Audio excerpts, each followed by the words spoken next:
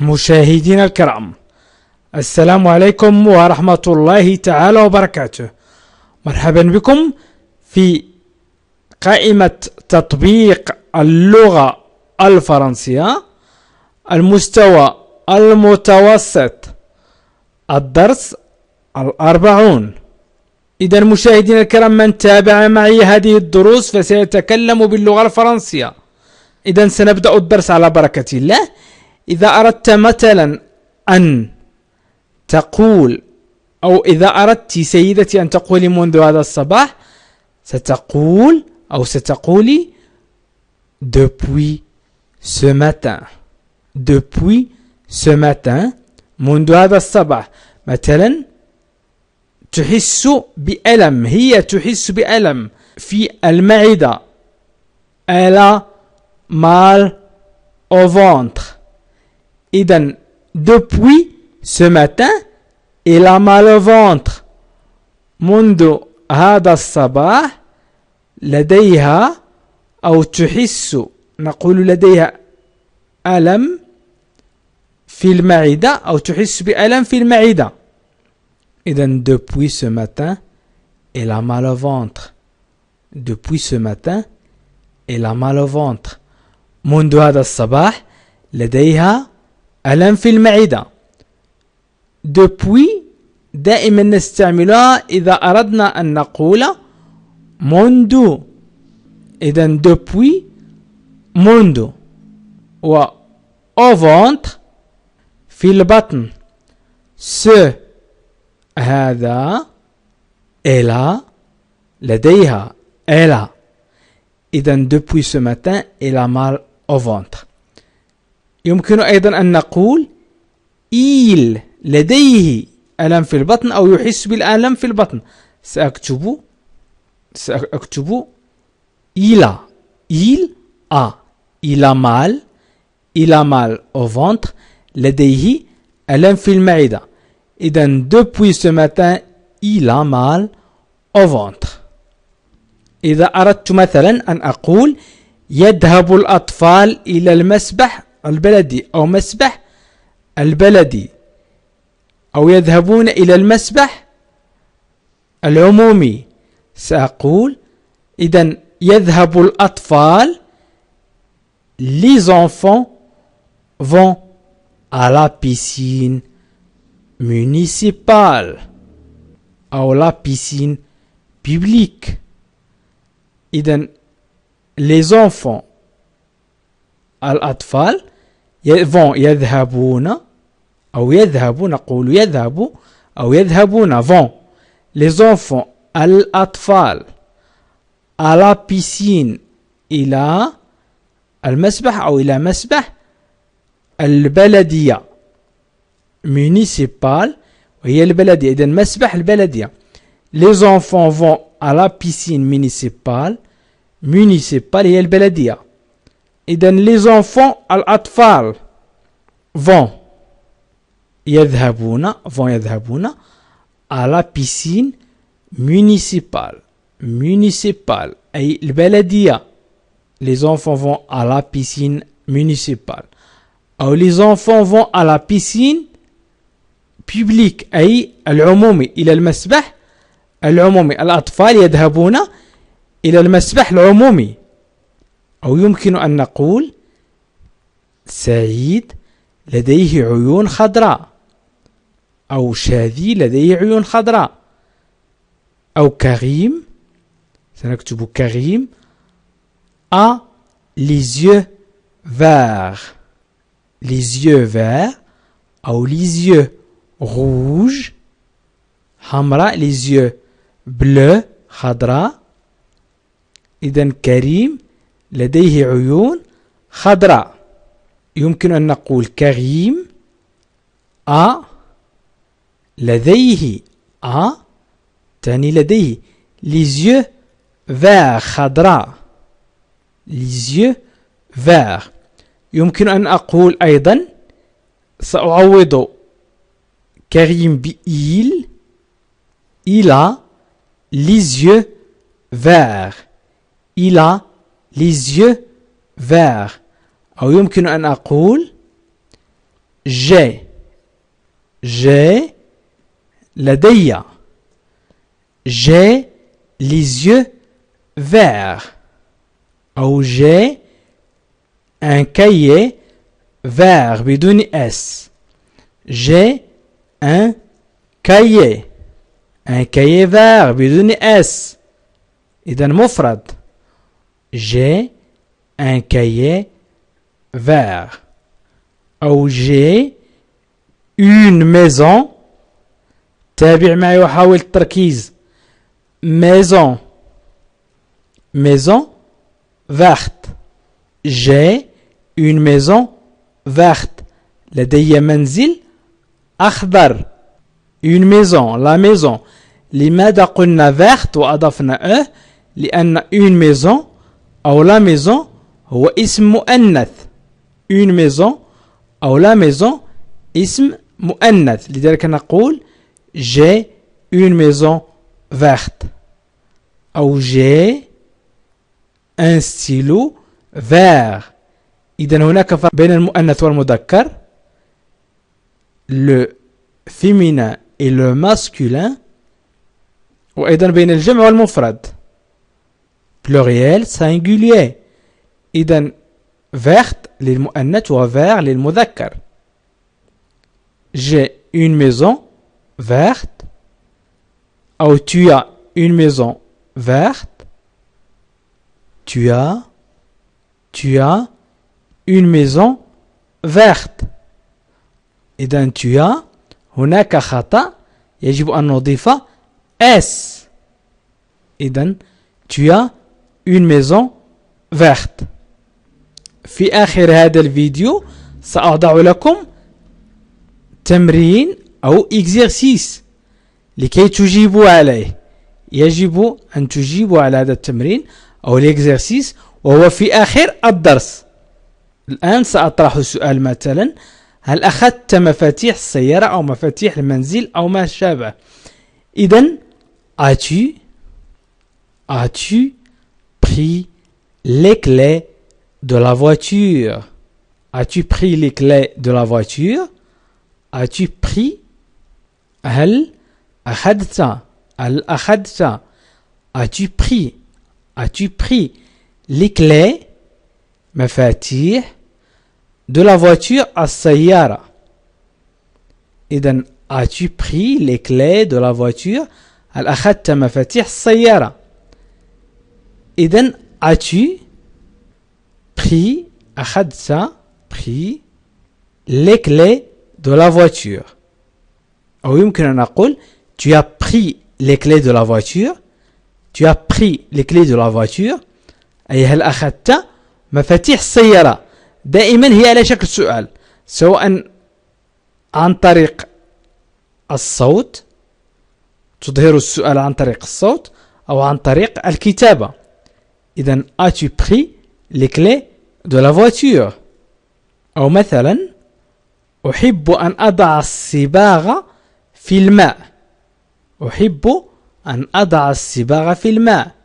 j'aime faire de la peinture à l'eau j'aime faire de la peinture à l'eau j'aime faire أحب أن أضع j'aime faire أحب أن أضع de la peinture الصباغة à l'eau في الماء j'aime faire لاحظوا هذين الفعلين إذن الفعل جام أحب faire أن أقوم بشيء أن أفعل شيء الفعل faire le verbe faire ويستعمل في العديد من الصيغ في العديد من التعابير j'aime faire de la peinture à l'eau يمكن أن نقول كترجمة حرفية أحب أن أفعل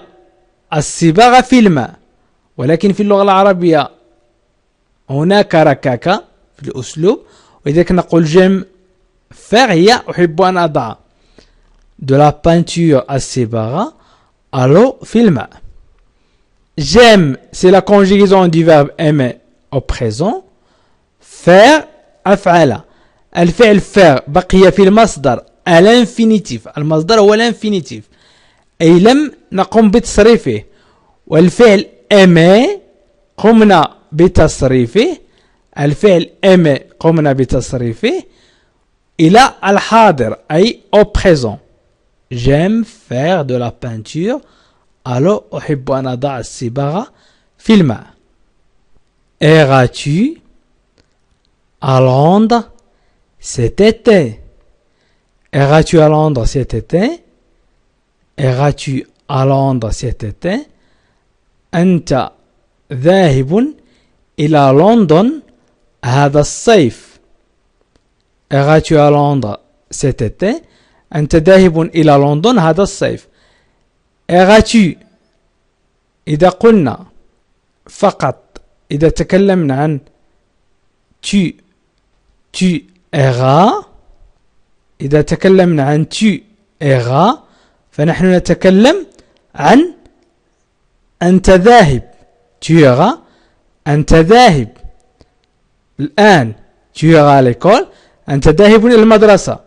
ولكن إذا قلنا iras-tu ووضعنا على شكل سؤال تصبح هل أنت ذاهب مثلا. Iras-tu à Londres cet été? à Londres إلى لندن. إذا قلنا à Londres إلى لندن. cet été في هذا الصيف أو هذا الصيف. cet été. نقول ce عندما يكون الاسم مذكر وغير مسبوق بفويل e a u.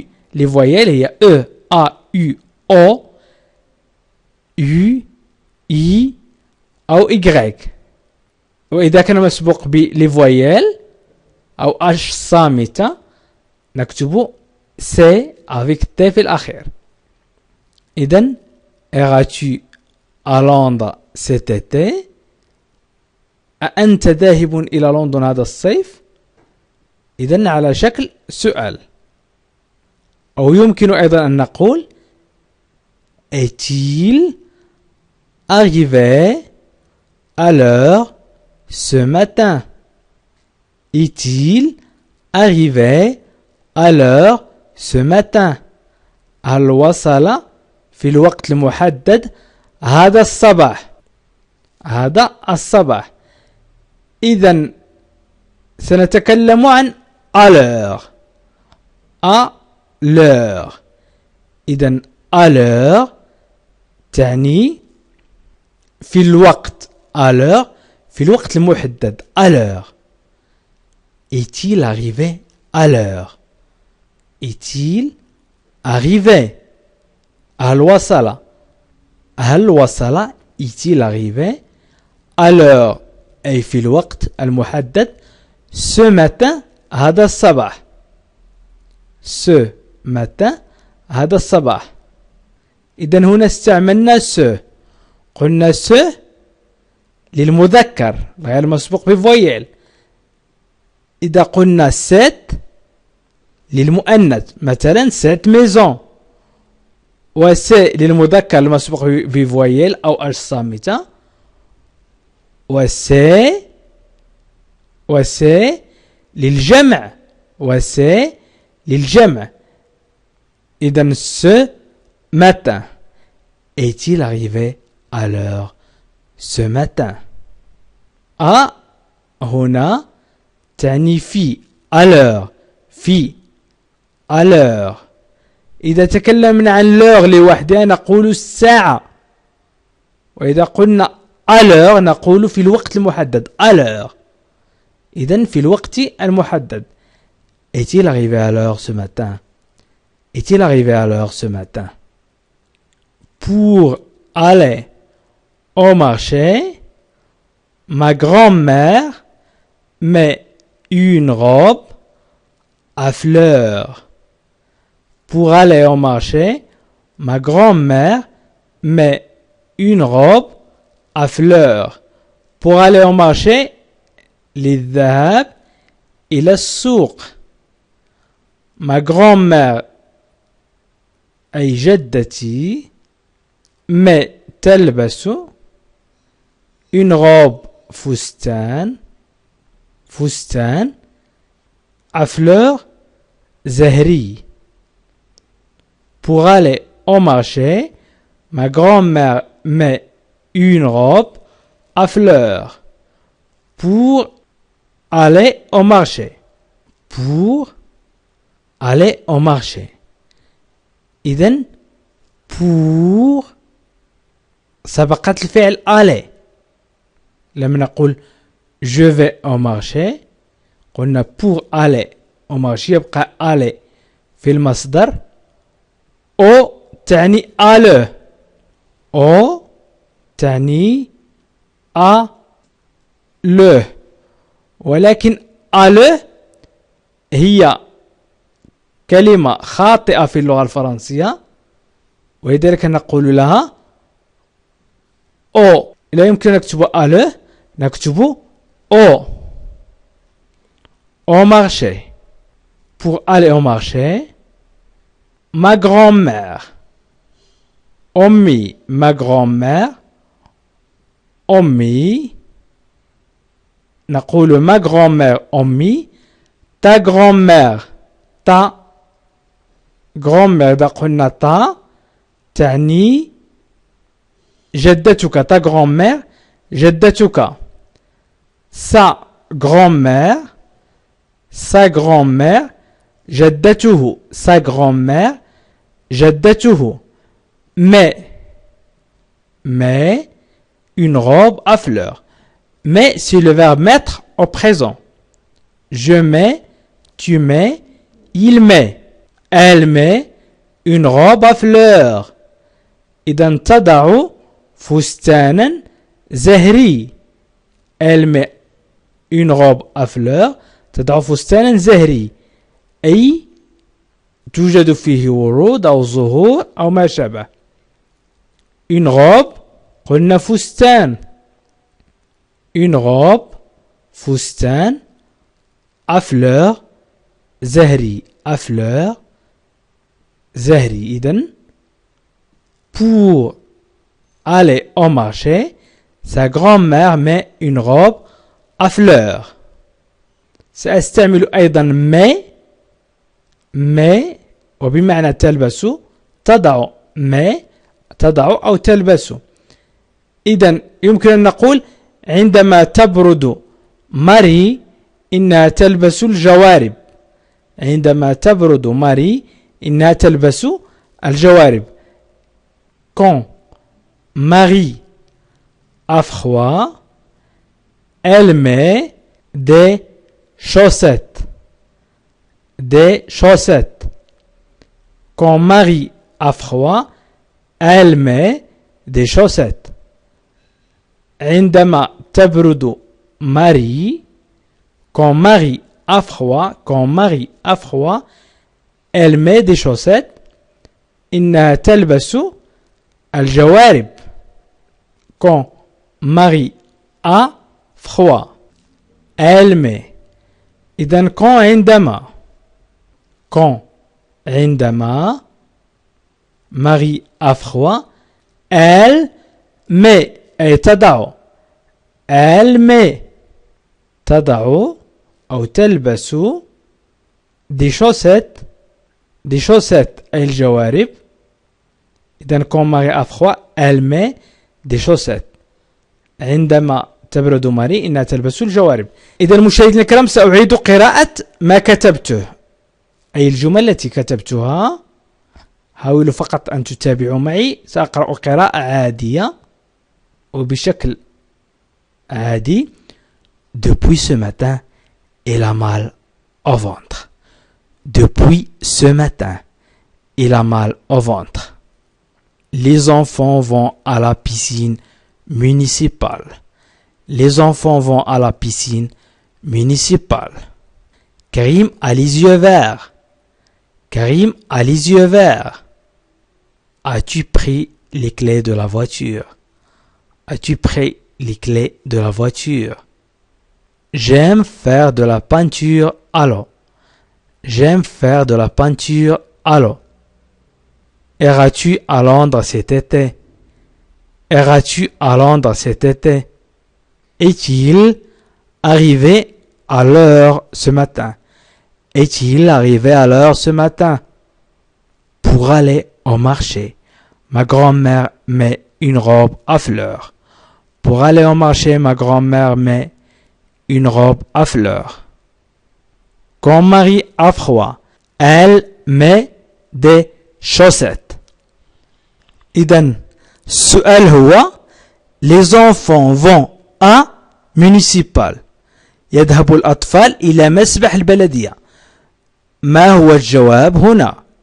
ما هو الجواب هنا؟ وقد ذكرته في أول الدرس. ما هو الجواب هنا؟ اكتب في التعليق الجواب هو، واكتب الجواب. إذن اكتب في التعليق، دع بوز واكتب في التعليق، وأنا سأكتب الجواب الآن. دع بوز الآن واكتب في التعليق. إذن سأكتب الجواب لا بيسين. إذن المسبح هو لا بيسين. المسبح هو لا بيسين. Les enfants vont à la piscine municipale. أو depuis ce, elle a mal au ventre. Depuis ce هناك كلمة كنت قد وضعتها في أول الدرس هنا. elle a mal au ventre. إذا دع pause واكتب الجواب. إذا depuis ce matin. Depuis ce matin elle a mal au ventre. منذ هذا الصباح لديها ألم في المعدة. Depuis ce matin elle a mal au ventre. إذا مشاهدينا الكرام، أشكركم كثيرا على تتبعكم لهذا الفيديو، وأطلب منكم أن تشاهدوا الفيديوهات من الأول، من القوائم الخاصة للمبتدئين إلى القوائم الخاصة بالمتوسطين في اللغة الفرنسية. وشكرا لكم. وأيضا أطلب منكم مشاهدينا الكرام أن تضغطوا على جيم، وأن تعلقوا على الفيديو لتساعدوا القناة على الانتشار. وأيضا يمكنكم مشاهدينا الكرام أن تضغطوا على لانغ فرونسيز لتشاهدوا جميع فيديوهات برنامج تعلم اللغة الفرنسية في 3 أشهر. وإلى لقاء آخر في فيديو آخر إن شاء الله.